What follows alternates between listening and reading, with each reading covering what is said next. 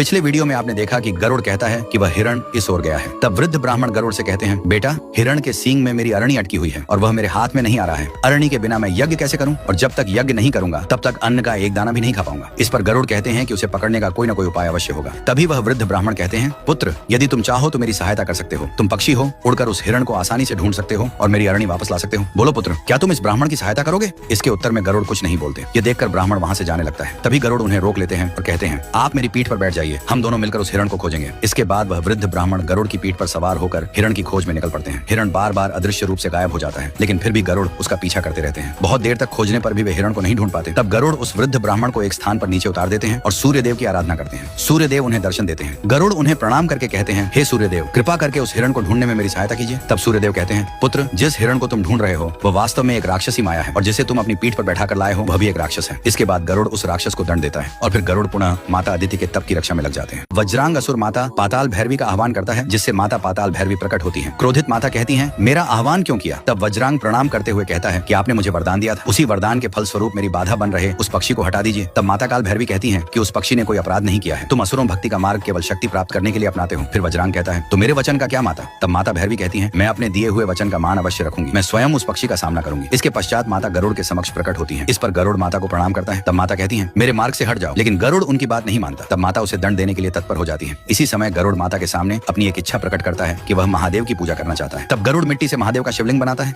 इसके पश्चात माता काल भैरवी भी उसके साथ महादेव की पूजा करती है। गरुड़ की पूजा से प्रसन्न होकर महादेव प्रकट होते हैं और माता काल भैरवी से कहते हैं कि गरुड़ को जाने दिया जाए, क्योंकि वह परोपकार के उद्देश्य से उनका सामना कर रहा है। माता काल भैरवी महादेव का संकेत समझ जाती है। थोड़ी देर बाद गरुड़ अपने नेत्र खोलता है। तब माता उसे जीवन दान प्रदान करती है और वरदान देती है कि भविष्य में उसकी महादेव से अवश्य भेंट होगी। तब गरुड़ कहता है, माँ, मुझे केवल अपनी माता के दासी बनने का रहस्य जानना है। इस पर माता कहती है कि यह भेद भी शीघ्र ही प्रकट होगा। ऐसा कहकर वे अदृश्य जाति हो जाती हैं। दोस्त के पश्चात अचानक गरुड़ के सामने माता विंता आती हुई दिखाई देती है। उन्हें देखते ही गरुड़ दौड़कर उनके चरणों में गिर पड़ता है, उनका आशीर्वाद लेता है और विनम्र भाव से कहता है, मुझे क्षमा कर दीजिए माता, मैंने आपको बिना बताए इतनी लंबी दूरी तय कर ली। तब माता विंता उससे कहती है, चलो पुत्र, अब घर चलें। गरुड़ उनके पीछे पीछे चल पड़ता है। थोड़ी देर बाद गरुड़ रुक जाता है और कहता है, माता, मैं आदित्य माता की तपस्या को असुरों द्वारा भंग नहीं होने दे सकता। तब माता विंता कहती है, पुत्र, यह युद्ध देवों और दानवों के मध्य है, इसमें हमारे प्राण संकट में डालने की कोई आवश्यकता नहीं है। इसके बाद माता विंता पुनः गरुड़ को आगे चलने के लिए कहती है। थोड़ी दूर चलने के बाद गरुड़ फिर रुक जाता है। माता, आपने मुझे जो संस्कार सिखाए थे, कृपया उन्हें फिर से स्मरण कराइए। तब माता विंता उसे गलत संस्कार बताने लगती है। उसी समय माता अदिति की तपस्या को भंग करने के लिए राक्षस आगे बढ़ते हुए दिखाई देते हैं। उन्हें देखकर गरुड़ माता अदिति के तप की रक्षा करने के लिए आगे बढ़ता है। तभी माता विंता गरुड़ को पक्षी कहकर संबोधित करती है। ये सुनते ही गरुड़ चौंक जाता है, क्योंकि उसकी वास्तविक माता ने उसे कभी इस प्रकार संबोधित नहीं किया था। तभी गरुड़ समझ जाता है कि यह उसकी माता विंता नहीं है। अगले ही क्षण वह अपने वास्तविक रूप में प्रकट होती है। वह सिंहिका नामक राक्षसी होती है। सिंहिका गरुड़ की परछाई को पकड़ लेती है, जिससे गरुड़ उड़ने में असमर्थ हो जाता है। कुछ ही देर में अचानक आकाश में काले बादल छा जाते हैं, जिससे गरुड़ की परछाई दिखाई